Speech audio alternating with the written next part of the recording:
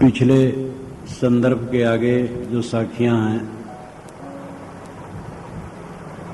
उसको आज लेते हैं। मूरख के सिखलावते ज्ञान गांठ का जाय, कोयला होए न उजरा जो सौमन साबुन लाए। मूर्ख आदमी को शिक्षा देने से अपनी गांठ का भी ज्ञान चला जाता है। कोयला कभी उजला नहीं हो सकता, चाहे सौमन साबुन से उसको धोया जाए। कोयला बाहर भीतर काला है, कोयले में कालापन प्रक्षिप्त नहीं है, लगा हुआ नहीं है, किंतु उसका स्वरूप है। कपड़े में कालापन लग गया हो, मैल लग गया हो, धो दीजिए, साफ हो जाएगा। और अगर कपड़ा ही पूरा काला है स्वभाव से, वैसे रंगा है, तो उजला नहीं होगा। कोयला तो पूरा कोयला ही है।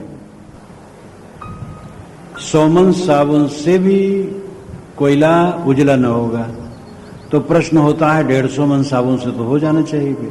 और 100 मन यहाँ एक मुहावरा जैसा है। 100 मन का मतलब बहुत साबुन जैसा है। 100 मन का मतलब बहुत साबुन, चाहे जितना साबुन लगाओ, लेकिन कोयला उजरा नहीं होगा, कोयला कोयला ही रहेगा।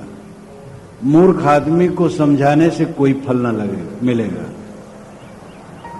लेकिन इसमें प्रश्न होता है कि मनुष्य और कोयला में अंतर है। कोयला स्वभाव से काला है, मनुष्य चैतन्य है, और दृष्टि बदल जाए तो सुधर भी सकता है। ये बात सच होने पर भी ये वास्तविकता है कि कुछ लोग सुधर नहीं सकते। गोस्वामी जी ने भी कहा, मूर्ख हृदय न चेत, जो गुर मिले बिरंच सम, फूले फले न वेद, यद्यप सुधा बरसे जलधि। तो सभी महापुरुषों के सामने ये स्थितियां आई हैं। दुनिया में जो घटनाएं घटती हैं, उन घटनाओं को लेकर के जितनी बातें कही जाती हैं वो सार्वभौमिक होती हैं और सर्वसुलभ होती है समझने में। कल्पना की बातों में विरोध हुआ करता है, सर्व सामान्य ज्ञान में विरोध नहीं होता। कुछ लोग ऐसे होते हैं जो सुधर नहीं सकते, और अगर उनको ज्ञान देने चलो तो गांठ का भी ज्ञान जाएगा। गांठ का ज्ञान कैसे जाएगा? मूर्ख के सिखलावते ज्ञान गांठ का जाए। गांठ का ज्ञान यानी अपने पास का ज्ञान, अपने हृदय का ज्ञान भी चला जाएगा अगर मूर्ख को समझाओगे तो। मतलब यह है कि वो ऐसा व्यवहार करेगा, ऐसी उपेक्षा करेगा कि आपको ही क्रोध आ जाएगा। बारंबार उपेक्षा वो ऐसा करेगा कि आप ही दुखी होकर के झुझला जाए। इसलिए उपदेष्टाओं को सावधान रहना चाहिए, झुझलाए न, क्रोध न कर। सहनशीलता, सरलता,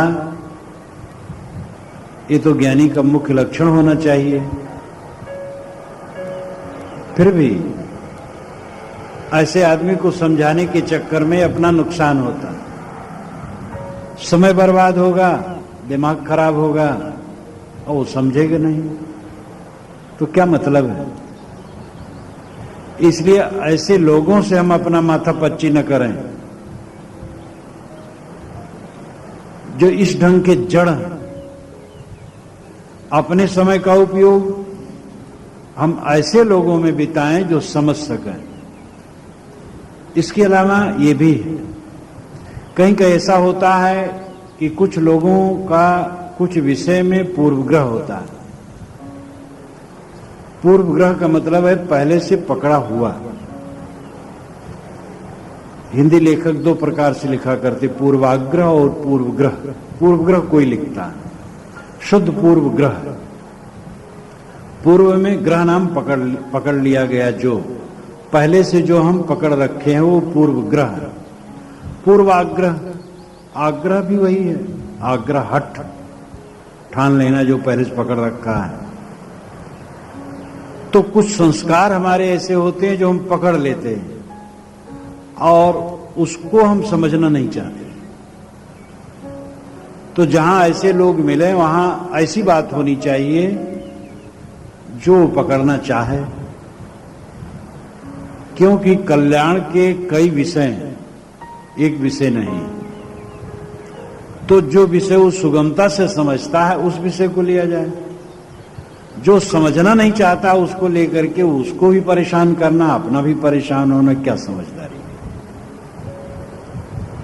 भंडारी को ऐसा भोजन परोसना चाहिए इस ढंग से कि सब कुछ न कुछ खा लें, सबका पेट भरे।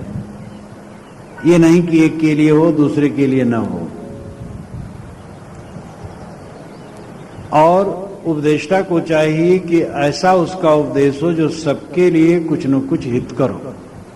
कोई अगर किसी के लिए कुछ गूढ़ है तो दूसरे के लिए सरल हो जाए, और जिसके लिए गूढ़ है उसके लिए दूसरी बात कह दी जाए जो उसके लिए सरल हो जाए। आपसी बातचीत में भी ध्यान रखना चाहिए। दो आदमी मिले तो ऐसी बात से अगर शुरुआत हुई जहां दोनों के विचार बैठते नहीं तो लड़ना भर होगा और कुछ नहीं। और अगर ऐसी बात कही गई कि दोनों उसको मानते हैं तो सरलता समझाया जा सकता है। व्यवहार में भी ऐसा होता है। कई बार ऐसा होता है कि हम ऐसी बात शुरू कर देते, ऐसा मुद्दा शुरू कर देते हैं कि केवल झगड़ना रहता है। इसलिए ऐसा मुद्दा लेना चाहिए जो परस्पर में माधुर्य लाए, मिठास लाए। व्यवहार की बात, अध्यात्म की बात, दोनों बातें तो बातें हैं, और बातों की जरूरत होती है। मनुष्य बात करता है। मनुष्य के पास मन और वाणी, ये दो महान शक्तियां हैं। मनुष्य के अतिरिक्त प्राणियों में मन तो है लेकिन विकसित मन नहीं, और अन्य प्राणियों में भी वाणी है, किसी किसी में ची पो बो, बस वर्णात्मक शब्द केवल मनुष्य में। इसलिए मनुष्य बातचीत करेगा, लेकिन उसकी बातचीत ऐसी होनी चाहिए कि बातचीत के बाद मधुरता उत्पन्न हो जाए। हम जहां मिले बातचीत हो तो पीछे मधुरता आ जाए, कटुता आ गई तो बेकार हो।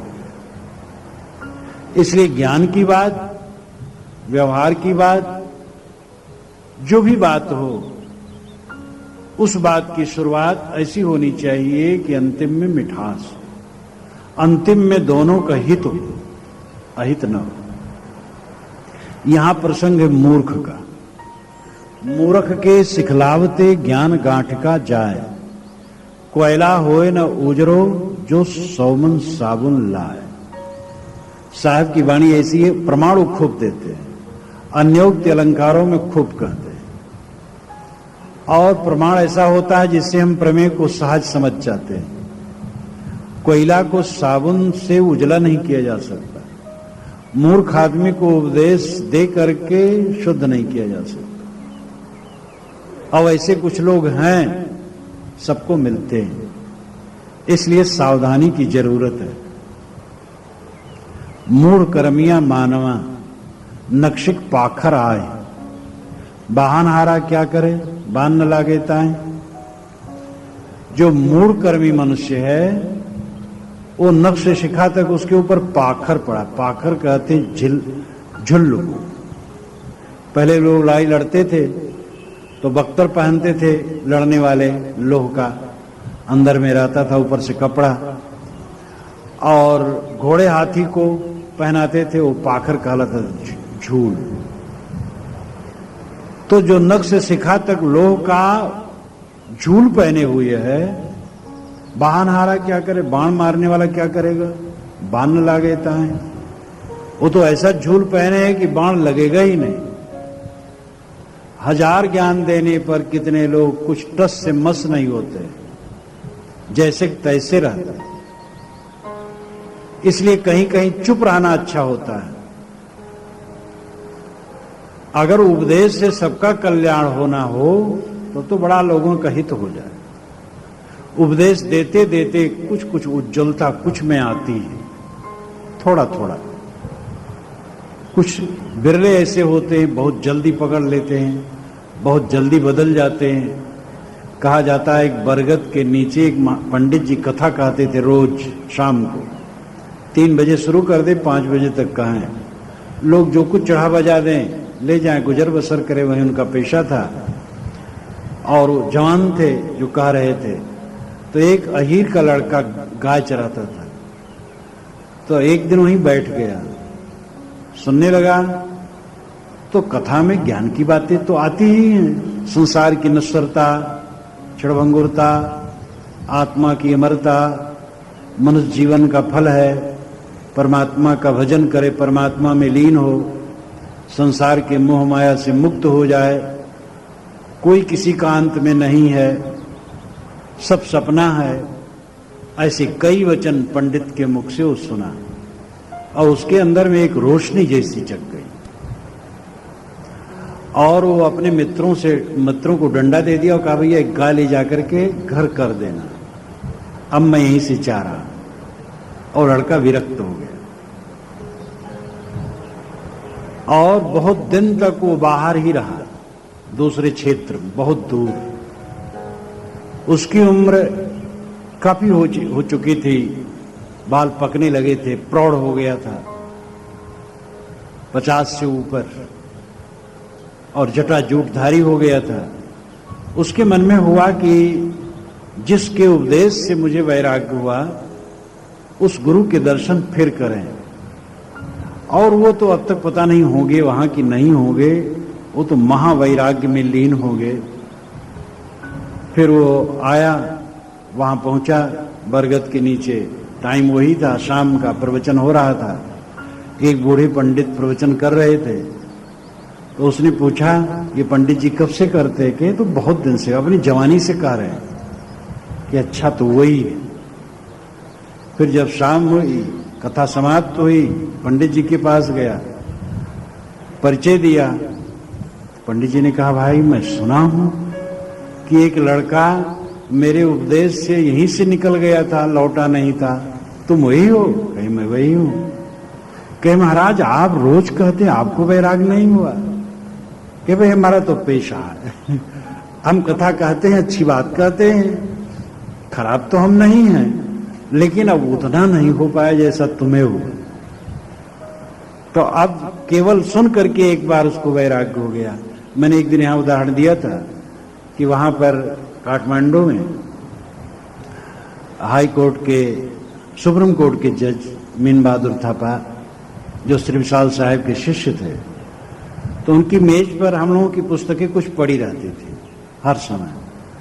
जब फुर्सत मिलती थी कुछ पढ़ने ओढ़ने लगते थे। और पेशकार जो उनका था वो भी भक्त था, श्री विशाल साहब के शिष्य वो भी था, वो तो अभी है। तो भयान ऐसे पड़ा था और उस पर वो पन्ने पर वो शब्द था कि जगत में रह के करिहो का, ये कई पंक्तियों का पद है, जगत में रह के करिहो का। तो एक मौकिल आया था, पढ़ा लिखा योग्य था, देखा हो तो कहा हुजूर ये मैं लिख सकता हूं? कहीं बिल्कुल लिख। तो घुमा लिया अपने तरफ, लिख लिया अपनी डायरी में, जगत में रह के करिहो का। कहीं पूरा लिख लो इसको। कहीं महाराज हो गया हुजूर, हमारे काम भर का हो गया। तब से वो कचहरी में कभी नहीं दिखाई दिया, मुकदमे छोड़ दो सन्यासी। अब ऐसे लोग भी कुछ होते हैं, जगत में रह के करिहो का। जगत में रह के क्या करोगे? अंत में जगत छोड़ना है। तो कुछ लोग ऐसे दिव्य संस्कारी होते हैं जिनके दबे हुए संस्कार जग जाते हैं। कुछ लोग होते हैं थोड़ा ज्यादा अच्छा होता है संस्कार और मैला ज्यादा होता है, तो अच्छी प्रगति होती है लेकिन उतनी नहीं। कुछ लोगों का मैलापन और ज्यादा होता है। और कुछ लोग तो ऐसे होते वो कोयले होते।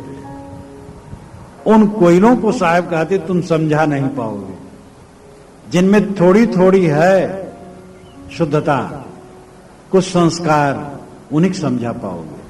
मूढ़ कर्मियां मानवा नक्षिक पाखर आए, बाहन हारा क्या करे जो बान न लागे ताए।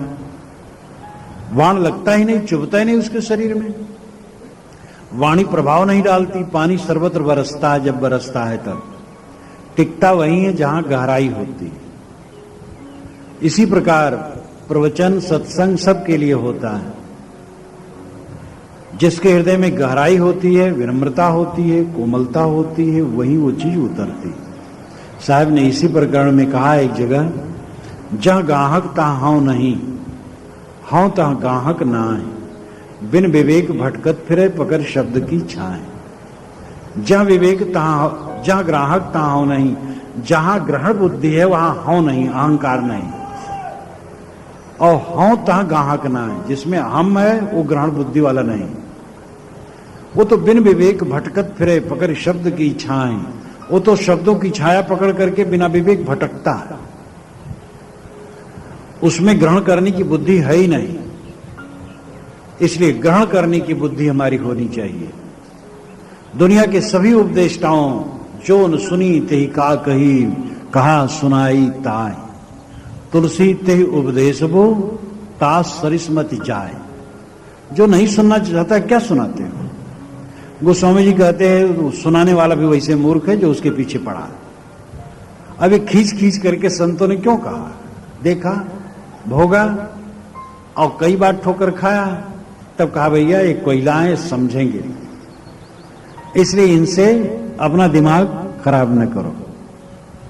अब साहब दूसरा प्रसंग कहते हैं, सेमर केरा सुअना छिवले बैठा जाए, चोंच संवारे सिर धुने ई उसही का भाय।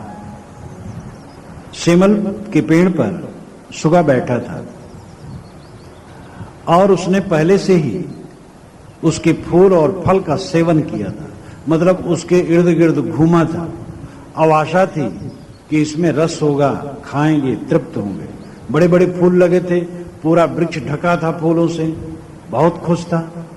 फिर जब फल लगे तो और आशा आई, बड़े बड़े फल हैं, और उसे आशा आई जब ये पकेगा तब खाऊंगा। जब पका, चोंच मारा तो सूखी रुई निकली, बड़ा निराश हुआ।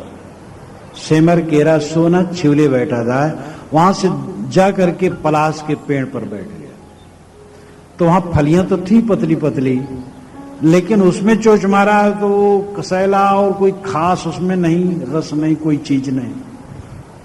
तो चोंच सवारे सिर धुने, वो चोंच संवारता है, बारंबार पूछता है और सिर धुनता है, पटकता है और कहता ई उसही का भाई। ये भी सेमल फूल एक तरह, सेमल फल एक तरह, कुछ इसमें भी नहीं। ये भी अन्योक्ति अलंकार है। जो असली बात है वो साहब रूपक में कहते हैं। हम लोग सुगा के समान हैं, सेमल के फूल और फल ये संसार के भोग हैं।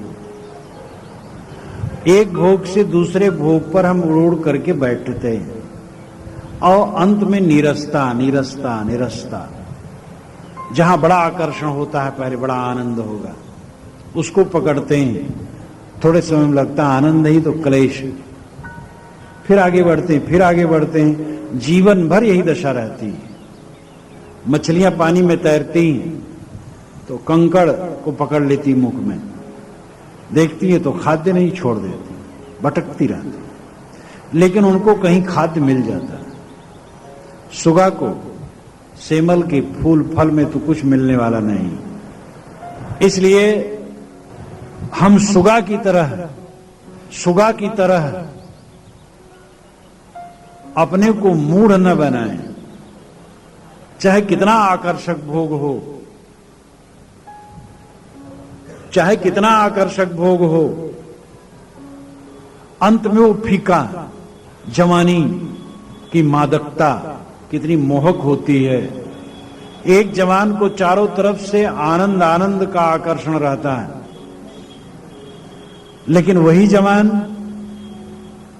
50 वर्ष का जब हो जाता है, कितनी नीरसता उसे लगती है। 60 का हो जाने पर, 70 का हो जाने पर संसार उसे कैसा लगता है।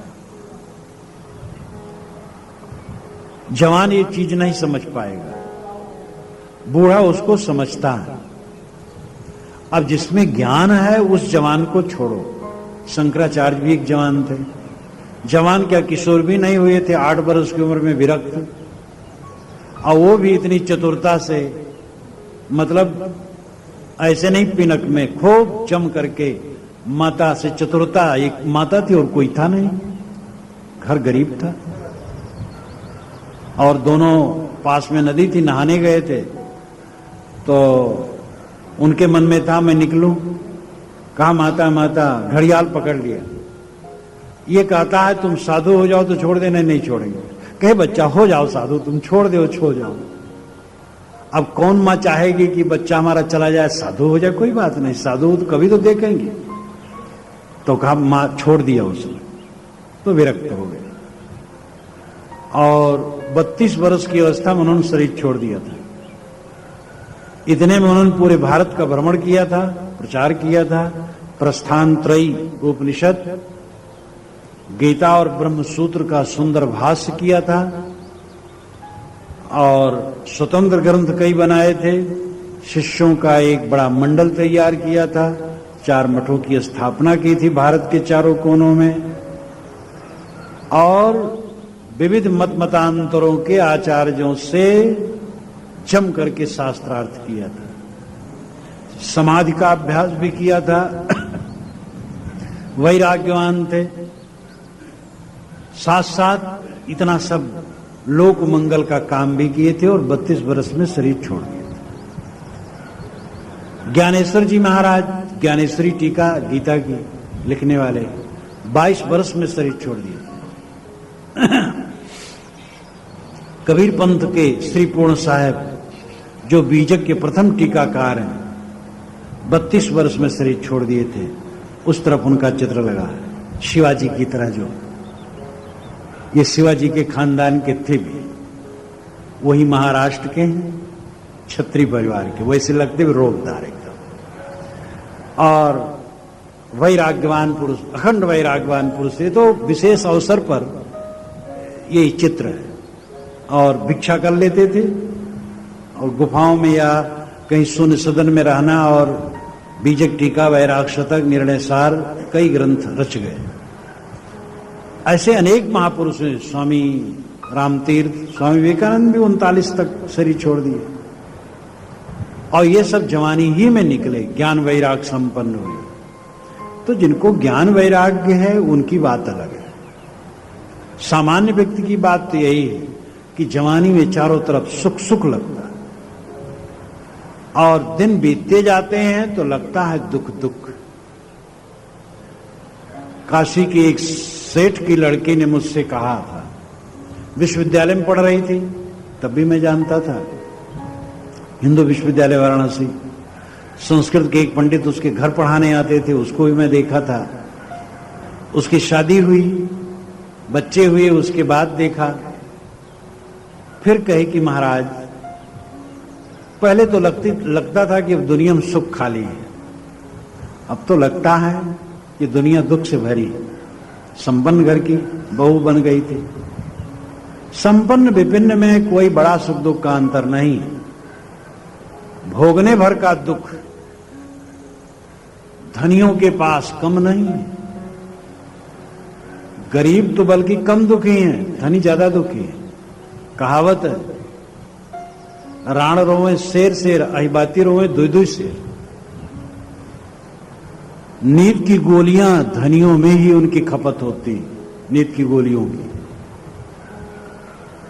और भयंकर भयंकर बीमारियां धनियों में। इसलिए हमारी दशा यही है, सुगा के समान कि सेमल से उड़े तो छिवले बैठे और कहीं रस न मिला। जिंदगी बीतती जाती है, जितनी जिंदगी बीतती उतना रुआंटा उड़ता है, फीकापन संसार का अनुभव होता है, तब भी नहीं चेतते हैं। परम रस भीतर है। हम बहिर्मुख हैं, बाहर से आनंद का स्रोत चाहते हैं, बाहर से तो पीड़ा का स्रोत है। अपना मन जितना फंसाओ पीड़ित हो, बाहर जितना फंसाओ पीड़ित हो, जितना अंतर्मुख करो आनंद। परांच खान वितरत स्वयंभू तस्मात् परांग पश्यतिनांतरात्मन कश्चित धीरा प्रतिज्ञात्मानमैक्षत आवृत्त चक्षु अमृतत्वमिच्छन। हमारी इंद्रियां बहिर्मुख हैं, इसलिए हम बहिर्मुख हैं और बाहर देखते हैं। कोई विवेकवान पुरुष कल्याण की इच्छा से अंतर्मुख होता। आत्मानम ऐक्षत, आत्मा को ऐक्षत नाम देखता। पृथक आत्मानम ऐक्षत, पृथक नाम भीतर, आत्मानम आत्मा को ऐक्षत देखता है। कैसे देखता है? आवृत चक्षु, आंखें बंद करके। आंखें बंद करना लाक्षणिक है, मतलब इंद्रियों और मन को समेटकर, अंतर्मुख होकर। आवृत चक्षु अमृतत्व इच्छन, क्योंकि उसको अमृतत्व की इच्छा है, बोध की इच्छा है, शांत की इच्छा है। शांति अमृत है। सूखी रोटी खाए हो मन शांत हो, कितना आनंद है। तो सेमर के वृक्ष पर बैठा हुआ सुगा पछताता है, छीले पर जाता है, वहां भी रस नहीं मिलता। साहब कहते हैं, सेमर सोना बेग तज, तेरी घनी बिगुरची पांख, ऐसा सेमर जो सेवे, जाके हृदय नाही आंख। अय मूर्ख सुग्गे, इस सेमल को जल्दी छोड़, तेरे पंख तो सेमल के रोंवाटे में एकदम उलझ गए। ऐसा सेमल तो वो सेवन करे जिसके हृदय में आंख न हो। ये भी अन्योक्ति अलंकार में है। सेमल संसार के भोग, जीव सुगा। साहब कहते, अरे अनाड़ी छोड़ भोगों को, तेरे पंख तो उलझ गए हैं इसमें, विवेक विचार के पंख जिससे तू फड़फड़ा करके आकाश में उड़ सकता था, माया मोह में डूब करके तू अपने पंखों को कटा लिया। और ऐसे सेमल का सेवन वो करता है जिसके हृदय में आंख न हो, जाके हृदय नाही आंख। हृदय का आंख विवेक विचार, हृदय की आंख जिसकी नहीं है, बाहर की आंख काम नहीं कर सकती।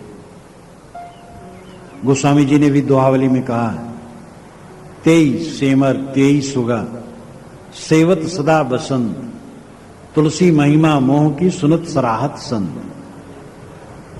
वही सेमल के पेड़ हैं और फल है, और अनेक बार सुगा उसके फल में चोंच मारा है और वाटा निकला है और उड़ गया है निराश होकर।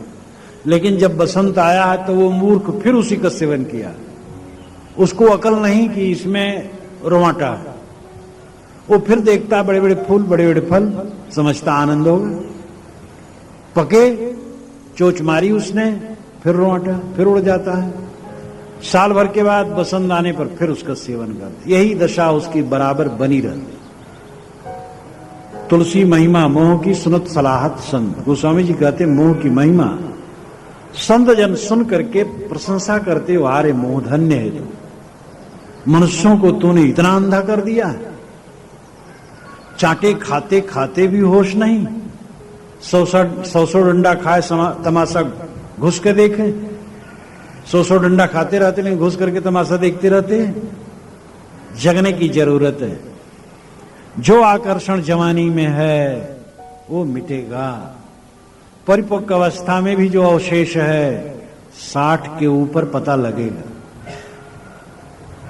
परिपक्व अवस्था में तो गर्मी है और बाल बच्चे दबते हैं, क्योंकि आप कमाते हैं और वे खाते हैं, दबना पड़ेगा। 60 के ऊपर जाओगे तब पता लगेगा। इसलिए पहले से सावधान, पहले से निष्काम, पहले से उस अमर वस्तु पर विवेक करो जो छीड़ न हो। अगर ये बाहर के प्राणी पदार्थ अच्छे होते और नित्य हमारे साथ होते, प्रतिकूल बिल्कुल कभी न होते, केवल सुखमय होते, तो इनका मोह आनंदकर होता। लेकिन ये क्षण क्षण क्षीण होते हैं, इनका मन बदलता है, पदार्थ बदलते हैं, थोड़े दिन में नहीं रह जाते। रहते रहते भी इनसे उपद्रव आता है। इसलिए बाहर मोह करने से पीड़ा के सिवा कुछ नहीं। उससे प्रेम करो जो बदले ना, विनसे ना, अलग ना हो। वह है अंतरात्मा। कबीर साहब की भाषा में कहे तो राम। कहें कबीर सारी दुनिया बिन से रहे राम अविनाशी। हमारी मानी हुई सारी दुनिया बिनसेगी। सबकी दुनिया अलग अलग है, बाहर की दुनिया तो चलती रहती है। हमारी मानी हुई दुनिया बिनसेगी, लेकिन राम न बिनसेगा। उस अंतरात्मा में जो प्रेम करे, अंतर्मुख हो, वो सच्चे अर्थ में सुखी होता है। तो साहब डांटते हुए कहते हैं, सेमर सोना बेग तज, तेरी घनी बिगुरची पांख, ऐसा सेमर जो सेवे जाके हृदय नाही आंख। जिसके विवेक नेत्र न हो वो संसार के भोगों का सेवन करे, उसमें मोह करे, ममता करे। जो विवेकवान होगा इसमें ममता नहीं करेगा, भोग में डूबेगा नहीं, निवृत्त होगा, कल्याण पथ में चलेगा, अपने मन को कहीं बांधेगा नहीं। कहीं अपने मन को बांधना हद दर्जे की भूल है। जिसमें हम अपने मन को बांधते हो हमारा नहीं, लेकिन आए दिन ठोकर खाते हुए भी हम जगते नहीं। सेमर सोना सेया, दुई ढेड़ी की आस, ढेड़ी फूटी चनाग दे, सोना चले निराश। साहब उस संदर्भ को और आगे बढ़ाते हैं। सेमर सोना सेया, सुगा ने सेमल के फूल और फल का सेवन किया। किस लिए किया? दुई ढेड़ी की आस, दो फल के लिए, मतलब हुआ कुछ फल के लिए। दो का अर्थ दृष्ट और श्रुत। दृष्ट जो दिखाई दे, श्रुत जो सुना जाए। ढेड़ी फूटी चनाक दे, सोना चले निराश। जब सेमल का फल चनाक से फूटा और रवाटा निकला, उड़ने लगा, तब सुगा निराश होकर उड़ गया। संसार के भोगों का आकर्षण हमारे मन के अंदर, इसलिए दृष्ट और श्रुत भोगों में हम भूल जाते हैं। दृष्ट भोग है जो सामने उपलब्ध है, स्त्री, पुत्र, पति, धन दौलत। जब सेमल का फल चनाक से फूटा और रवाटा निकला, उड़ने लगा, तब सुगा निराश होकर उड़ गया। संसार के भोगों का आकर्षण हमारे मन के अंदर, इसलिए दृष्ट और श्रुत भोगों में हम भूल जाते हैं। दृष्ट भोग है जो सामने उपलब्ध है, स्त्री, पुत्र, पति, धन दौलत, शरीर, मान बढ़ाई, घर मकान, रुपए पैसे, ये दृष्ट सुख है। और श्रुत है दूसरा, स्वर्गलोक, दिव्य भोग, उसके लिए भी लोग ललचाते रहते हैं। हवन तर्पण तो इसी के लिए पहले जमाने में होता था। अब भी कुछ माने मनोता से हवन तर्पण लोग करते हैं। शुद्ध रूप से पूजा भी कहां होती है? ये अखंड पाठ जितने होते हैं सब मान मनौती करके होते हैं। कोई इस ढंग से पढ़े शास्त्र को, ग्रंथ को समझे और आचरण करना है, ये कोई होगा। तो यज्ञ बड़े बड़े जो होते थे स्वर्ग प्राप्ति के लिए, पंडितों ने झांसा दिया था, ये खूब यज्ञ करोगे तो स्वर्ग में जाओगे। ये श्रुत भोग है, उसके लिए मन ललचाता है। दृष्ट भोग, श्रुत भोग। दृष्ट श्रुत भोग तो काल्पनिक है, वो तो वास्तव में वर्तमान जीवन में जो अपूर्णता है, उस अपूर्णता को पूर्ण करने के लिए हमारी काल्पनिक सृष्टि स्वर्ग है। यहां हम बूढ़े हो जाते हैं जल्दी, इसलिए कहते हैं स्वर्ग में लाखों लाखों वर्ष जवान रहोगे। और स्वामी परंपरा में तो जब वहां जाएंगे स्वर्ग में तो सदा के लिए जवाने रहेंगे, वहीं रहेंगे, लौटना नहीं। में तो सदा के लिए जवाने रहेंगे, वहीं रहेंगे, लौटना नहीं। किंतु आर्य परंपरा में स्वर्ग में जाएंगे, लाखों वर्ष रह के फिर लौट आएंगे। यहां टट्टी पेशाब हमें खराब लगती है तो माना जाता है स्वर्ग में जब आदमी देवता हो जाता है वहां टट्टी पेशाब नहीं करना पड़ता। पसीना हमें होता है, अच्छा नहीं लगता है, इसलिए कहा जाता है देवता को पसीना भी अच्छा नहीं लगता है, इसलिए कहा जाता है देवता को पसीना भी नहीं होता है। जो हम यहां नहीं चाहते वो सब वहां नहीं होता है, और जो हम चाहते हैं वो सब वहां इतना होता है कि क्या पूछना। ये श्रुत भोग जो महाघोर काल्पनिक है, दृष्ट भोग जो दिखाई देता है, लेकिन दोनों सारहीन है। श्रुत भोग तो काल्पनिक ही है, दृष्ट भोग काल्पनिक न होते हुए भी परिवर्तनशील है और उनमें इच्छाएं बन जाने से बेचैनी होती है। कोई भोग भोगे तो इच्छा बनती है, कोई हमें रोज सिगरेट दे, रोज पियो, बिना पैसे के देंगे, बिना पैसे तो देगा, लेकिन सिगरेट पी करके जो इच्छा बनेगी वो हम परेशान होंगे, वो तो दुख हो जाएगा हमारे ऊपर, और जो रोग लगेगा वो और दुख। तो दुनिया के भोग जितने हैं वह अंत में दुख देंगे, चाहे सयत्न भोग हो चाहे निर्यत्न भोग हो। अपने तरफ से यत्न करके भोग मिले या निर्यत्न भोग मिल जाए, सहजे मिल जाए, दोनों गले की फांसी। अपने मन को उलझाना गले की फांसी। इसलिए संयमित बनो, विवेकी बनो। गृहस्थ को अपनी मर्यादा से, विरक्त को अपनी मर्यादा से संयमित होना चाहिए। विरक्त को अखंड ब्रह्मचर्य और गृहस्थ को अपनी पारिवारिक मर्यादा में विवेक से रहना। क्रमशः आगे निवृत्त होने के लिए साहस रखना। दिन जितने बीते गृहस्थ को भी विषय वासना के अंधकार से अलग होना चाहिए। संतान ही वास्तव में सांसारिकता में उतरने का कारण होना चाहिए, लेकिन इतने में लोग कहां टिक पाते हैं। विवेक से पूछा जाए प्रकृति के अनुसार तो सांसारिकता में उतरने के हेतु केवल संतान है बस। और अपने आप को खारिज कर करके उलझाओ मत, उद्वेगित मत हो। जितना संयमित रहोगे सुखी रहोगे। ब्रह्मचर्य महासुख है। ब्रह्मचर्य के पालन बिना, पूर्ण ब्रह्मचर्य के पालन बिना आत्म साक्षात्कार असंभव है। जितना ब्रह्मचर्य पालन होगा उतना आत्म साक्षात्कार तरफ हम बढ़ सकेंगे। तो इसलिए अपनी अपनी श्रेणी के अनुसार दोनों को आगे बढ़ना चाहिए। लोग भरोसे कौन के बैठ रहे अरगाए, ऐसे जी रहे जम लुटे जिस मटिया लुटे कसाए। साहब कहते ये लोग किसके भरोसे अरगाए करके बैठे, चुप्पी साध कर हाथ पर हाथ धरे, कौन इनका उद्धार कर देगा। ऐसे जी रहे जम लुटे जिस मटिया लुटे कसाए। जैसे कसाई मिट्टी को लूटता, मिट्टी का राक्षण करती यहां मांस है। किसी पशु को कसाई काटता है और उसका मांस फिर लूटता, छीनता, मांस फिर लूटता, छीन निकालता है, ले जाता है। इसी प्रकार ऐसे जीव को यम लूटेगा। यम कौन है? वासना। हमारा गंदा मन यम है, वो हमें लूटता है, दाना दाना करके लूटता है। वासना के अधीन हम भटकते हैं, बीड़ी पीते हैं, सिगरेट पीते हैं, तंबाकू खाते हैं। नहीं तंबाकू खाते तो थोड़ा सूंघी लेते, और शराब पीते हैं वो तो ऊंचे क्वालिटी के लोग। ये यम का लूटना है, जिसे शरीर के लिए कोई आवश्यक नहीं है।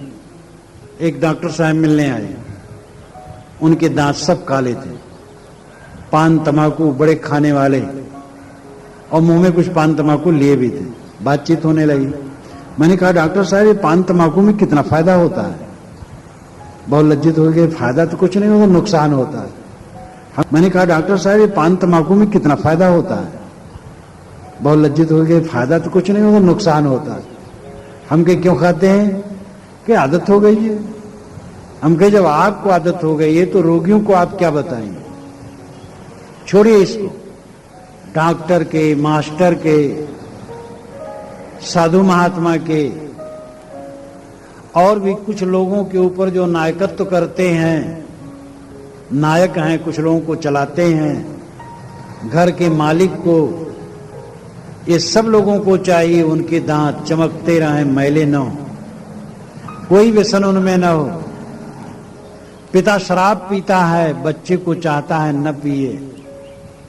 जब एक बच्चे ने बारंबार कहा था पिता को, नहीं माना था, तो एक दिन उसने कहा पिताजी कई लड़के हमारे साथ पढ़ते हैं, कोई मास्टर का लड़का है तो कहता मैं मास्टर मैं भी बनूंगा, डॉक्टर के लड़के कहते मैं डॉक्टर बनूंगा, इंजीनियर के लड़के कहते हैं कि हम इंजीनियर बनेंगे। पिताजी मैं क्या बनूंगा? पिताजी शराबी। कैसे कहे बेटा तुम शराबी बनोगे? उसको बड़ी ग्लानि। उसने उसी दिन शराब परित्याग कर दिया। कहा बेटा तुम समाज सेवक बनोगे, और उसी दिन से समाज सेवा की बीड़ा उसने उठा ली।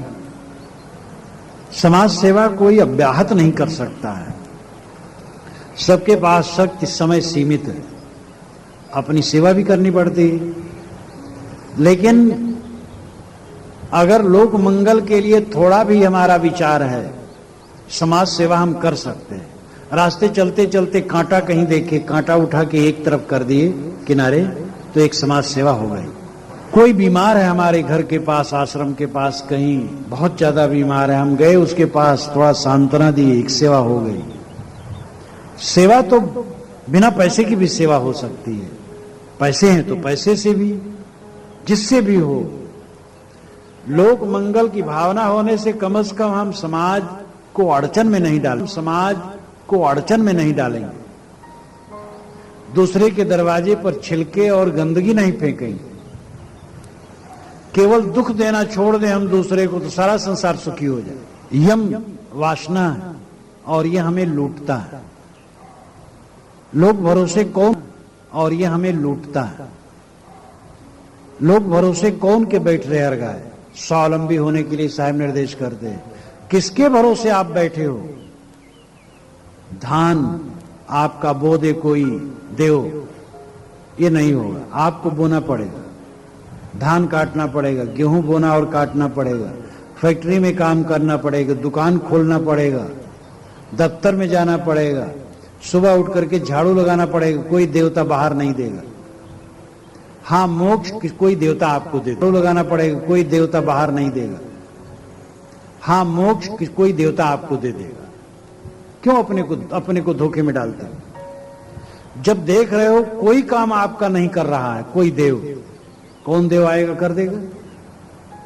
आप योग वासिष्ठ का देव पुरुषार्थ प्रकरण पढ़िए, 32,000 श्लोकों का ग्रंथ है। वो प्रकरण बड़ा छोटा है, उसको अलग अलग भी लोग छापते हैं, बुक सेलर लोग, बड़ा महत्वपूर्ण है। वशिष्ठ महाराज ने श्री राम को उपदेश देते हुए कहा, अय राम, जो कहता है दैव ही सब कुछ कर देता है, उसका सर काट लिया जाए और दैव आके जोड़ दे तो मैं जानूं दैव होता है। और ये मूढ़ लोग हैं, दैव दैव करते रहते हैं। पुरुषार्थ करो, पुरुषार्थ ही दैव है। जो पुरुषार्थ नहीं करता वो निकम्मा है। दैव पर उन्होंने इतना प्रहार किया है, अद्भुत। तो हम भरोसे बैठे हैं किसके, कौन हमारा काम कर देगा। स्वावलंबी बनो, व्यवहार के काम में भी, अध्यात्म के काम में भी। जो अपने से कर सको करो, आलसी न बनो, आराम तलब न बनो, सेवा लेने में के रसिक न बनो, स्वयं कर्तव्यनिष्ठ बनो। और किसी के भरोसे बैठो ना। काम क्रोध लोभ मोह राग द्वेष हमने गढ़ करके अंतःकरण में कीचड़ इकट्ठा किया है, दूसरा कौन निकाल देगा। हमने कीचड़ इकट्ठा किया, हमें ही धोना पड़ेगा।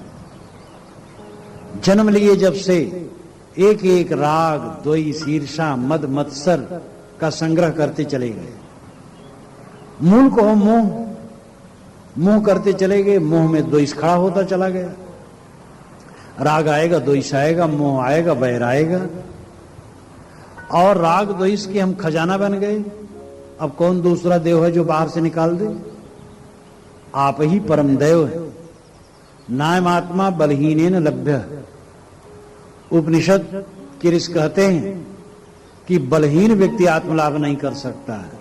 उत्तिष्ठत जागृत परावरानि बोधत, उठो जागो और महापुरुषों के पास जाकर के बोध प्राप्त करो, स्वयं जगो। विकल्पो वीरहीन हस्सादैव मनुवर्तते, वीरा संभावितात्मानो ना दैवम पर्युपासते। ये वाल्मीकि रामायण में आया है। जो वीर है, संभावित पुरुष है, वो दैव की उपासना नहीं करता है, वो श्रम करता है। लेकिन विकल्पो वीरहीन हो या सदैव मनुवर्त, विकल्प हिजड़ा और वीरहीन है, शक्तिहीन है, वो दैव दो पुकारता रहता है। वीरा संभावित आत्मानो, जो वीर है और संभावित पुरुष है, जो अपने आप को समझता है, ना दैवम पर्युपासते, वो किसी देव की उपासना नहीं करता, श्रम करता। श्रम करके आगे बढ़ सकते हो। दैव दैव पुकारते पुकारते सोमनाथ का मंदिर लूटा गया। कितने मंदिर यहाँ के लूटे गए, कितने राज चले गए हाथ से, पूरा देश चला गया दैव दैव करते करते। नहीं तो इतने लोग बाहर के मुट्ठी भर के लोग आकर के इनको रगड़ दें, और इतने लोग ये कुछ न कर पा रहे, अपने देवत्व को, अपने वीरत्व को, अपने श्रेष्ठत्व को नहीं समझे। तो चाहे व्यवहार हो चाहे परमार्थ हो, आप देव हैं। 33 कोट देवता नहीं, अब तो करीब करीब 80 करोड़ देवता हो गए, 90 करोड़। थोड़े देर में 1 अरब देवता यहां हो जाएंगे भारत में। ये व्यक्ति व्यक्ति देवता, प्राणी प्राणी देवता। तो साहब कहते लोग भरोसे कौन के बैठ रहेगा, किसके भरोसे चुप्पी साध करके आलसी बने बैठे। ऐसे आलसियों को यमराज उसी प्रकार लूटेगा जैसे मांस को कसाई लूटता है। निकम्मे बने पड़े रहेंगे दैव दैव करते करते, और कोई उद्धार करने वाला न रहेगा।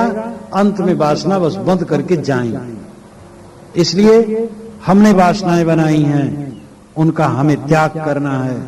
हमने दोष गढ़े हैं, उनका हमें त्याग करना है। एक एक दोष को दिल से निकालो। पूर्व प्रवक्ता ने कहा था, बैठो अकेले में, देखो अपने मन को, मन क्या करता है। बारीकी से सोचो कहां जा रहा है मन, किस तृष्णा में है, किस मोह में है। हरदम मनुष्य प्राप्त की कामना में जलता है। जो प्राप्त है उसमें संतुष्ट नहीं। प्राप्त के अपेक्षा प्राप्त की चिंता बहुत होती है। प्राप्त और प्राप्ति, प्राप्त जो प्राप्त है, प्राप्ति जिसकी संभावना है, यह इच्छा है मिले। जो प्राप्त है उसमें हम संतुष्ट नहीं है। प्राप्त के लिए हमारा दिमाग नाचता रहा, और बूढ़ा होकर आदमी मर जाता है, प्राप्ति होती नहीं। वर्तमान में जो है उसमें अगर हम संतुष्ट नहीं तो कभी संतुष्ट नहीं होंगे। संतोष का समय आज जो हमें है बहुत है, हमारे पास जितना है बहुत है। विवेक से रहें और साधना का काम करें। समझ बूझ जड़ होए रहे, बलतज निर्बल होए। कहीं कबीरता संत का पला न पकड़े कोई। साहब यहां अंतिम बात बताते हैं, समझ बूझ जड़ हो रहे। समझ बूझ लो अच्छी तरह से, फिर जड़ हो जाओ। बल तज निर्बल हो, सारे बल का अहंकार छोड़ करके निर्बल हो जाओ, निर्माण। कहें कबीरता संत का पल्ला न पकड़े कोई। ऐसे संत का कोई पल्ला नहीं पकड़ सकता है।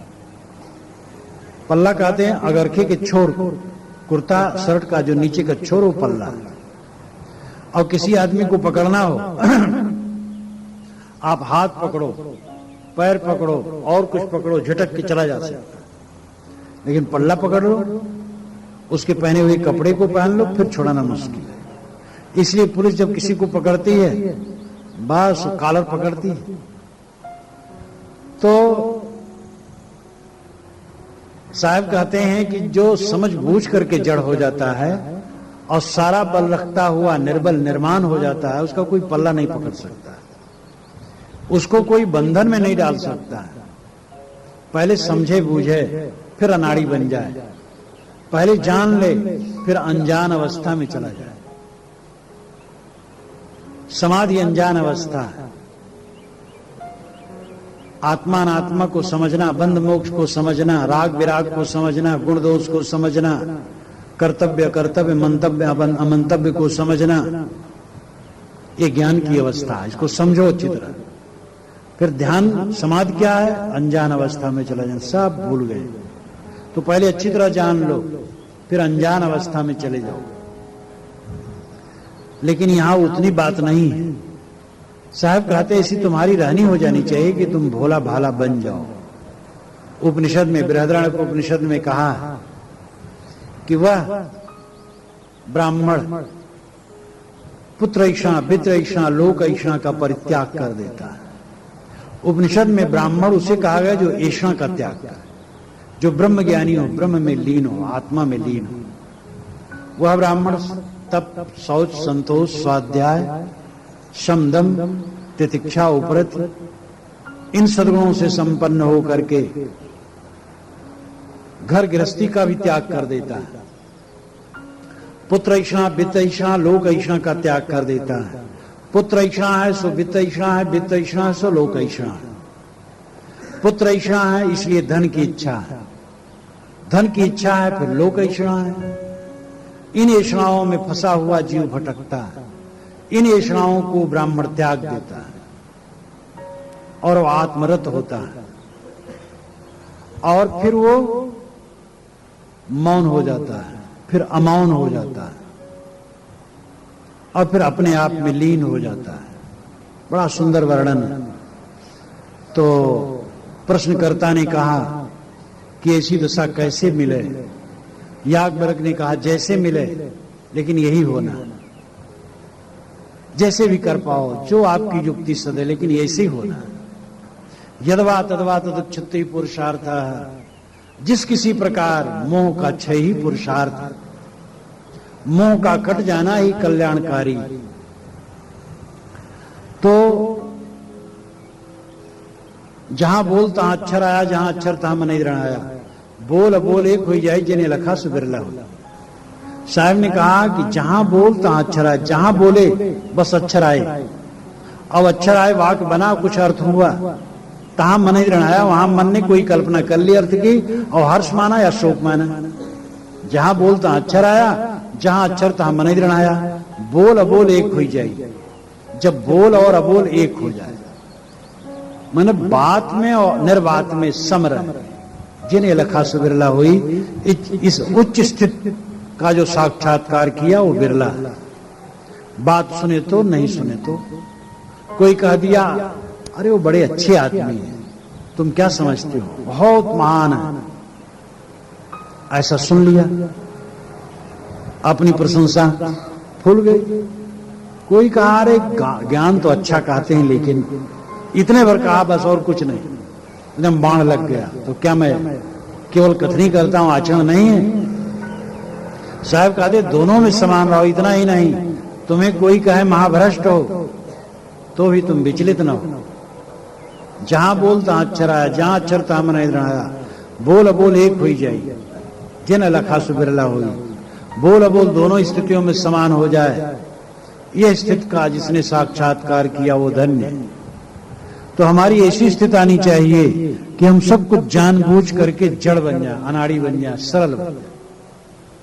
बात का अहंकार ना हो, ज्ञान का अहंकार ना हो और बलतज निर्बल हो। सारे बल सारे घमंड का त्याग करके निर्माण हो जाए। साहब कहते ऐसे संत का कोई पल्ला नहीं पकड़ सकता है। संत वही जो ऐसा हो जाए, जिस कपड़े में हो, जहां रहता हो, जो इस दशा को प्राप्त हो जाए वही संत है। हीरा सोई सराहिए, सहे घनन की चोट, कपट कुरंगी मानवा परखत निकरा खोट। हीरा वही प्रशंसनीय है जो घनों की चोट सहे। कपट कुरंगी आदमी तो परखने में खोटा ठहर जाता है। हीरा लाए, घन से फोड़े, घन मारे और चटक गया तो हीरा कहां? घन से हीरा टूटता नहीं।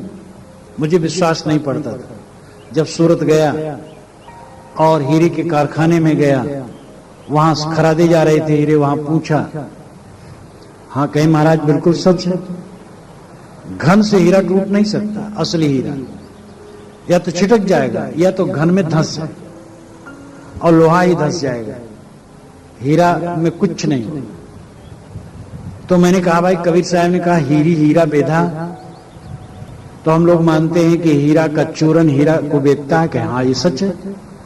अब हीरी तो हम लोग नहीं जानते थे, वो साहब की भाषा है, लेकिन हीरे हीरा बेधा ठीक। तो हीरी नाम हीरकणी, दो मशीन को मैंने देखा, दो मशीन में दो सिरे में हीरा को लगा दिए, पकड़ा दिए, फिर मशीन चला दिए, फिर आपस में एक दूसरे के रगड़ने लगा तो उसकी धूल गिरने लगी। तो कई इसी धूल को मशीन में लेपन कर देते हैं। एक वस्तु होती है गोंद, बहुत मजबूत गोंद, उसमें लेपन कर देते हैं, फिर उससे हीरा काटा जाता है। उस वही धूल, हीरे की धूल हीरे को काटती है। तो हीरी हीरा बेदा भी ठीक है। तो हीरा ऐसा होता है जो घन से टूटता नहीं। ये तो उपलक्षण मात्र है, अन्योक्त अलंकार है। यहां मनुष्य का अर्थ है। मनुष्य हुआ है जो टूटे न प्रतिकूलता में। श्री राम के लिए राज्य की बात कही गई, सुबह वनवास दिया गया, लेकिन उनको शोक नहीं हुआ। ये लिखा है वाल्मीकि रामायण में। और वे उसी दिन निकल गए कि कहीं शाम तक रहे और कुछ मामला बदले तो ठीक नहीं है। पिताजी का वचन रहना चाहिए। ये हीरा का लक्षण है। सुकरात को जहर दिया गया लेकिन विचार नहीं बदले। ईसा को क्रॉस पर लटकाया गया लेकिन विचार नहीं बदले। स्वामी दयानंद सरस्वती को जहर दिया गया, अनेक बार दिया गया, चुप हो जाते, चुप नहीं हुए। सत्य था वो कहे। कबीर साहब के सामने इतनी प्रतिकूलता आई, उनका कोई कुछ कर नहीं पाया। सबसे अधिक कहने वाले वह हैं दुनिया में। दुनिया में इतना कोई खरा नहीं कहा है, लेकिन ऐसा कुछ है कि उनका कोई कुछ कर नहीं पाया। विरोध तो हुआ होगा। दूसरे ग्रंथों से पता लगता है विरोध हुआ, बीजक में पता नहीं लगता है। अपने विचार उन्होंने कहा, ये सब कुछ नहीं कहा। तो हीरा वही प्रशंसनीय है जो घनों की चोट सहे और टूटे ना। मनुष्य वही प्रशंसनीय है जो ऊंच नीच स्थितियों में सम रहे। क्षणे रुष्टे क्षणे तुष्टे रुष्टे तुष्टे क्षणे क्षणे, ऐसे आदमी का व्यक्तित्व बेकार है। सुख दुखान लाभ संजोग वियोग होते रहते हैं। इस संसार में सर्वत्र अनुकूलता बनी रहे असंभव है। किसी के सामने ऐसा नहीं रहा कि सर्वत्र अनुकूलता बनी रहे सब समय। धूप और छाया ये संसार का स्वभाव है। इसलिए जो सभी स्थितियों में सम रहा है वो हीरा है। कपट कुरंगी मानवा परखत निखरा खोट। परखने से वो खोटा निकला, कोई दम नहीं। हर हीरा जन जौहरी सबन पसारी हाट। जब आवे जन जौहरी तब हीरों की साठ। हर हीरा और संत भक्त ज्ञानी जन जौहरी, सबने बाजार फैला करके हीरे को रखा। लेकिन इसमें जब कोई जौहरी आएगा सच्चा, तब वो साठ करेगा, परीक्षा करेगा, तब पता लगेगा कि हर क्या है और गलत क्या है। यहां हर का अर्थ ज्ञान। हर हीरा जन जौहरी। जितने संत जन आचार्यगण हैं ये जौहरी, और ये अपने अपने ज्ञान का बाजार लगाए हैं। लेकिन इसमें जो पारखी होगा, विवेकी होगा, आएगा, जब साठ करेगा, परीक्षा करेगा, कसौटी लगाएगा, तब पता लगेगा किसका हीरा है और किसका कांच है। मतलब विवेक परीक्षा की जरूरत है। हीरा तहान खोलिए जहां कुजरों की हाट। सहजे गांठी बांध के लगी है अपनी बाट। हीरा का व्यापारी कुजरों की हाट में जाकर के दुकान लगा, कौन खरीदे? कुछ सब्जी बेचने वाले, खरीदने वाले हीरा जानते ही नहीं है, न उनके पास पैसे उतने होते हैं। और सब्जी खरीदने वाले जो जाते हैं ग्राहक, वो तो बेचारे 10-5 रुपए लेके जाते हैं। कबीर साहब जो अपनी वाणी कही है तो पता नहीं 1-2 पैसा लेके जाते होंगे। 1 पैसा की भी जरूरत न पड़ती होगी, उसका भी कुछ अंश लेके जाते होंगे। लेकिन आज भी 10, 20, 50 कोई लेके जाए सब्जी खरीदने, हीरा तो नहीं खरीद सकता है। इसलिए कुजड़ों के बाजार में हीरा बिक नहीं सकता है। साहब कहते तुम क्या हीरा खोल रहे हो कुजड़ों के बीच में? सामान्य कर्मी उपासक जीव स्वरूप ज्ञान समझते नहीं। तो साहब कहते उनके लायक जो हो कह। और ये हीरा उनके सामने खोल करके क्या करो? प्रसंग ये भी है कि भाई बात बताई जाए तो उसी में पात्र बनते हैं। और इतिहास की बात है, पूरी दुनिया में इतिहास की बात है। अब देखो स्वामी रामकृष्ण परमहंस काली के उपासक थे, लेकिन जब वेदांती गुरु मिले तो उनकी दृष्टि बदली, आत्मज्ञानी हो गए। काली के ध्यान में मस्त रहते थे। गुरु ने कहा क्या काली काली करता है? निर्विकल्प। निर्विकल्प हो ही नहीं, काली दिमाग में आ जाए तो काली का वे धुर्रे धुर्रे दिमाग से उड़ावे। बहुत अभ्यास के बाद काली दिमाग से हटी, तब निर्विकल्प समाज उनकी लगी। क्योंकि काली को उन्होंने उद्देश्य मान लिया था, साधन नहीं। हमारे गुरुजी, हमारे गुरु के गुरुजी और इस सिद्धांत में आने वाले तो एक बहुत बड़ा हिस्सा के संत कर्मकांडी थे, मैं स्वयं कर्मकांडी था, और संतों के वचन सुने और ये चीज भेदी। तो इसलिए बात नहीं कि पात्र नहीं बनते हैं, बात कही जाए पात्र बनते हैं। लेकिन अब कोई ऐसा आदमी है जो स्थूल बुद्धि का है, उसके पीछे कोई लगा है चिताने के लिए, तो इस साहब इसको बारंबार रोकते, पानी पियावत क्या पियो, घर घर सायर बारी, तृषावंत जो होएगा पीवेगा चखमारी। तो इसी प्रकार कहते हीरा तहान खोलिए जहां गुजरों की हाट, ये सब दिशा में लगेगा। आप व्यवहार ही की बात, कोई ऊंची बात कर रहे हैं और समझने वालों का स्तर वैसा नहीं है, तो ऐसा करके क्या करो, इसलिए उनके स्तर की बात होनी चाहिए। तो उच्च ज्ञान की बात सामान्य लोगों में करके क्या करोगे, जो समझते ही नहीं। सभा में सामान्य बातें भी कही जाती, ऊंची बातें भी कही जाती। व्यक्तिगत के लिए ज्यादा है कि व्यक्तिगत जिसकी पात्रता जैसे हो उसको वैसी बात होनी चाहिए। सभा में तो सब प्रकार के पात्र होते हैं, उच्च पात्र भी होते हैं, सामान्य भी होते हैं, इसलिए हम उच्च बातें भी होती हैं और सामान्य बातें भी होती हैं। हमें अपने आप को पात्र बनाने की आवश्यकता है। चित्त शुद्ध हो, पहले तो भक्ति आनी चाहिए, कोमलता, इष्ट के प्रति श्रद्धा समर्पण, जो जिसको इष्ट मानता हो उसके प्रति श्रद्धा समर्पण करे।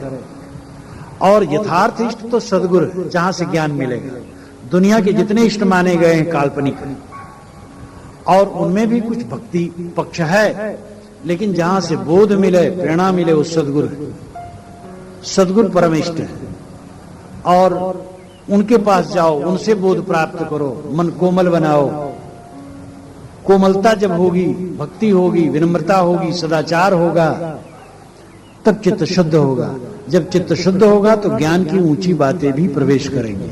जैसे खेत को गोड़ जोतकर खाद पानी डालकर कमाई करके बीज डालने पर फसल होती है, ऐसे चित्त को शुद्ध करके तब ज्ञान की बात समझ में आती है और वो आचरण में आती है। पढ़े लिखे हैं अथवा नहीं भी पढ़े हैं, बुद्धिमान एक अलग होते हैं। पढ़े लिखे में भी बुद्धिमान होते हैं, अनपढ़ में भी होते हैं। पढ़े लिखे में भी बुद्धिमान नहीं होते हैं, पढ़े बड़े तो हैं लेकिन बुद्धि उतनी नहीं है, तो बुद्धि ऑटोमेटिक होती है।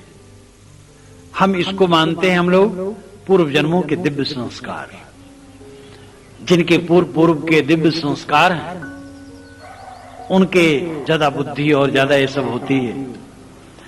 तो हमें अपनी तैयारी करने की जरूरत है। चित्त शुद्ध करें, भक्ति, धर्म, सदाचार, मोटे दोषों का त्याग, आहार विहार की शुद्धि, अशुद्ध भोजन न करें, अशुद्ध चीज न पिएं, अशुद्ध चीज न खाएं, नशा, मांस, अंडा, मछली, इस सब का त्याग, सात्विक भोजन,